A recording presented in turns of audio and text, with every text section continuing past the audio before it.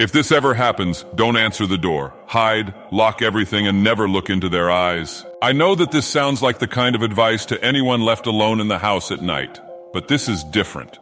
It started a week ago. I was in bed. It had just turned 1 o'clock. I was scrolling on my phone while my wife Steph was asleep. I suddenly had a notification pop up at the top of my phone. Anyone with a video doorbell will be accustomed to this. Motion detected. I normally ignore it as it was either a car coming down the road or a person stumbling back home after a night out. Then the doorbell chimed. The notification followed. There is a person at your front door. I opened the app. There sure enough was a young woman standing, clinging onto my doorframe. I answered, "Hello, can I help you?" She came back immediately. "Please let me in. Someone is chasing me." I told her to stay where she was, and I would call the police. I heard her again. "Please let me in. He's going to hurt me. Please hurry." At this point, my wife woke up. She asked me what I was doing. As I put some clothes on ready to go downstairs, I said there was a woman at our door begging to come in as someone was chasing her. I was about to dial for the police when Steph opened the app. She said, "Babe, no one is there." We looked back on the motion history. Both notifications were logged. I opened the first one, nothing but our front porch. I proceeded to the other notification where someone had pressed the doorbell. There was my front porch, shrouded in darkness, but this time we could hear only my voice. Of course, there was no response to my questions. I thought to myself, was I going crazy? My wife said it was late. I must have been half asleep and my mind was playing tricks on me. Even if that was right, it still didn't explain why we got the notifications. The next night, we both sat binging a Netflix show in our living room. We must have lost track of time as it was nearly 1 in the morning. I went to check the back door was locked when my phone buzzed. I asked Steph whether she had the same. She had. I opened the app just as it notified me that someone had pressed the bell. We both quickly opened the live view, stood at our door, a child. The young boy must have been no older than 8.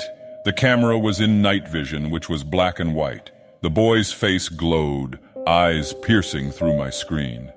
I once again answered, "Hello, can I help?" The kid looked up at the camera. "Hi, my daddy broke down just up the road and his phone is dead. Can you please let me in? I need to use your phone." Me and Steph looked at each other. She shook her head at me. I replied to him, "I can call someone out for you or maybe the police can help." The boy then seemed to turn. His voice now had anger to it. "Open the door, I need help. Are you really going to let me stay out here all alone?" His story had changed. I went back after swallowing my own fear. "Stay there, I will get help." This time I called the police. They came around 20 minutes later. By this point, no one was around. We had seen the boy walk off around the corner 5 minutes after I had got off the phone. The officers checked our road and the surrounding area. They found no people, not even the odd car driving around. We both tried to show them the app, but obviously there was nothing there. The 2 officers were understanding and seemed to believe us. They gave us the department's direct number and told us to call them if anything happens again. We went to bed that night scared and confused. We didn't understand what or why this was happening to us. The next day, we decided to get an early night. We made sure everything was locked and the house secure. We both fell asleep early. I was woken up at just gone 1 o'clock to the sound of 2 sets of buzzing from my phone. I ignored these. I just rolled over and went back to sleep. When I looked at my phone in the morning, I opened up the doorbell app. The video playback showed nothing, but I could hear scratching for about 3 seconds after the apparent press of the bell. I went downstairs and checked the door.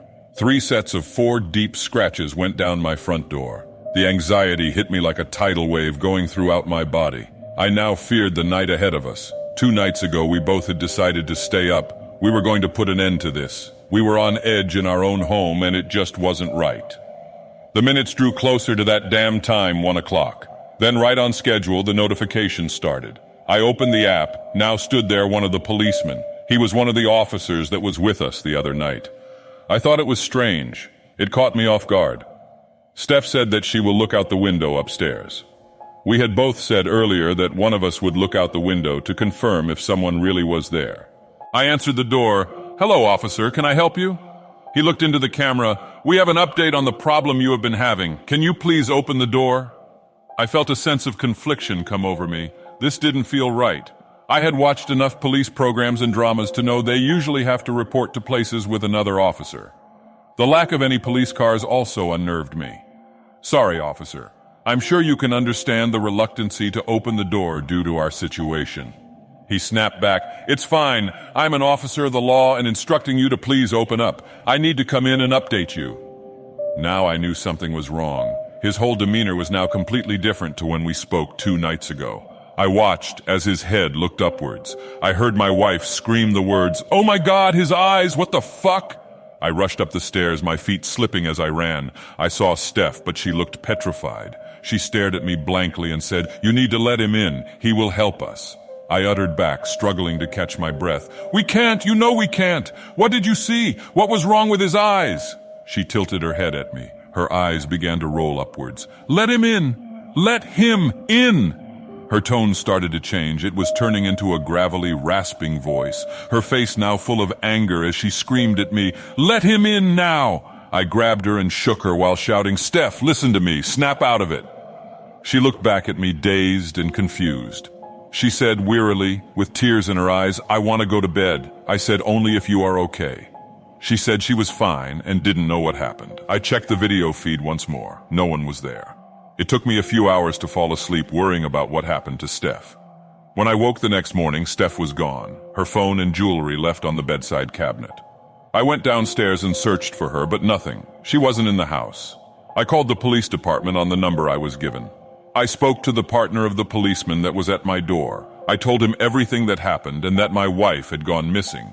They told me the officer that was stood at my door 8 hours earlier was on leave. He flew out on holiday yesterday morning. It couldn't have been him. In the hours ahead, a search team was assembled, and I joined them in searching the local area. There was no sign of her. It's now 11 p.m. I'm sitting alone in my living room, my head now full of fear and radiating pain. I just want my Steph home. I just want normality back. Here it comes. 12:59, 3, 2, 1 o'clock.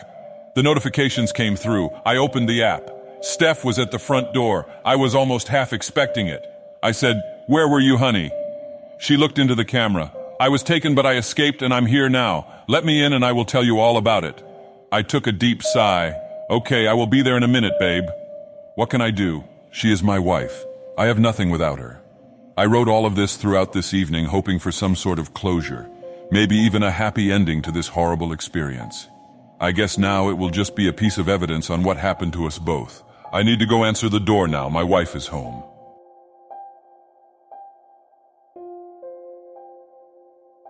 This story was written by the Reddit user Creepy Scribbler. You can find the original post and more of Creepy Scribbler's work in the description down below. Leave a thumbs up if you liked the story and subscribe for more content like this in the future. Thanks for watching and sleep well.